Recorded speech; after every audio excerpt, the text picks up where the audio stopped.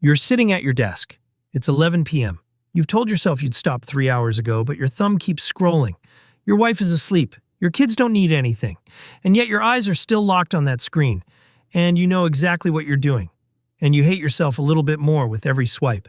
This isn't about willpower anymore. This is about something deeper. And the worst part? You think you're alone in this. You're not. I spent 7 years in this exact loop. Not just with screens, with everything. Checking email at 6 a.m. before my feet touch the floor. Refreshing news feeds during conversations. Buying things I didn't need because the dopamine hit felt better than actually finishing something. The habit wasn't one thing. It was 1,000 small surrenders stacked so high I couldn't see over them anymore. I thought I had a discipline problem. I was wrong. What I actually had was an identity problem. Here's what nobody tells you about habits. They're not behaviors. They're belief systems. You don't smoke because you love cigarettes. You smoke because on some level, you believe I'm a smoker is who you are. You don't doom scroll because the content is that good. You do it because checking compulsively confirms the story you've been telling yourself since you were 23. I'm someone who can't sit still. I'm someone who needs constant input. I'm someone who's never quite satisfied. The trap is this. You try to change the behavior, New Year's resolution. Cold turkey, accountability app. You white-knuckle it for 2 weeks. And then at 2 p.m. on a Tuesday, something stressful happens. A difficult email, a rejection, a moment of doubt, and your hand moves on autopilot. Back to the old pattern. And now you're not just doing the habit, you're doing the habit while confirming your original belief. See? I can't change. This is just who I am. You've actually reinforced the identity deeper. That's the mechanism nobody talks about. So at some point, I was 38, sitting in my car in a parking lot, phone in hand, unable to tell you what I'd been looking at for the past 4 minutes. I realized something. I wasn't trying to change my behavior. I was trying to change my identity. And I was approaching it backwards. Most self-help tells you this: change your behavior and your identity will follow. That's backwards. It's slower. It's harder. It barely works. What actually works is the inverse.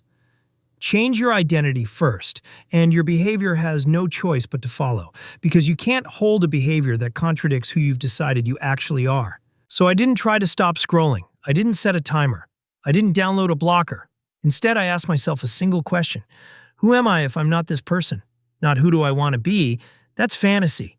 Who am I actually if I remove this one identity marker? And the answer terrified me, because I realized I didn't know. The habit had become so intertwined with my sense of self that the identity underneath had calcified. I was 38 years old, and I didn't actually know if I was patient. I didn't know if I was creative. I didn't know if I was present. I'd outsourced all of that to the habit. The habit was the container holding up the whole structure. This is where it gets uncomfortable, because here's what I discovered. The habit wasn't really a habit. It was a coping mechanism. And coping mechanisms don't disappear because you decide to tough it out. They disappear when they're no longer necessary, when you've built something stronger underneath. For me, that meant something specific. I started tracking one thing: moments of genuine discomfort, not avoiding them, noticing them. The itch to check my phone, the anxiety before a hard conversation, the boredom in a quiet moment. I started cataloging them. I called them unfinished moments, and instead of filling them immediately, I'd sit with them for 60 seconds. Just 60, not to meditate, not to be noble, just to see what was actually underneath. Quick pause. If you already know how much of your day is spent running from small discomforts, type one word below: running, not for anyone else. Just the first honest admission, because what I counted next still embarrasses me. The first week was hell, genuinely. You realize how much of your day is spent running from small discomforts, how many times you reflexively reach for the escape hatch. I counted 237 impulses in 7 days. 237 moments where my brain was screaming for input, distraction, novelty, anything except the present moment.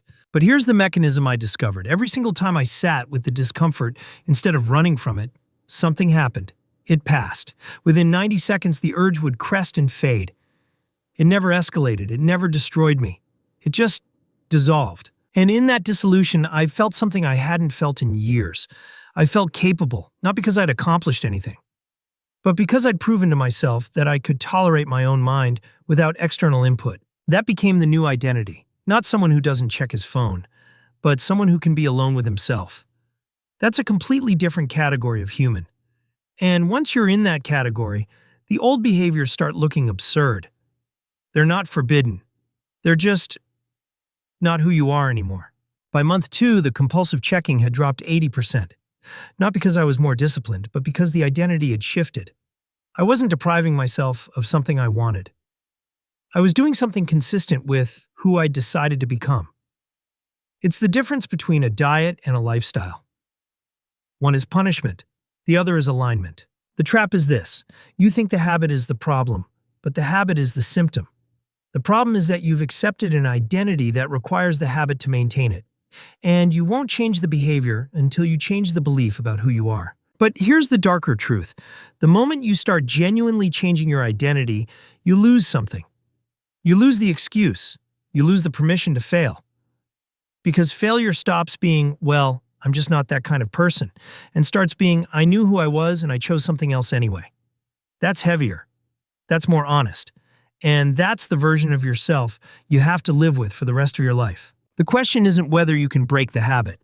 The question is whether you're willing to find out who you are without it. If this found you at 11 p.m. with your thumb still moving, subscribe, not for me, so the next one finds you before the loop does. And a free quiz that reveals which of 5 mind types you are is coming soon. Before you go, the men who fight this loop hardest are usually the ones whose minds never stop. There's a video on this channel about the 7 traits of men who think too much. It's on your screen now. Watch it next. You'll recognize yourself by trait 2.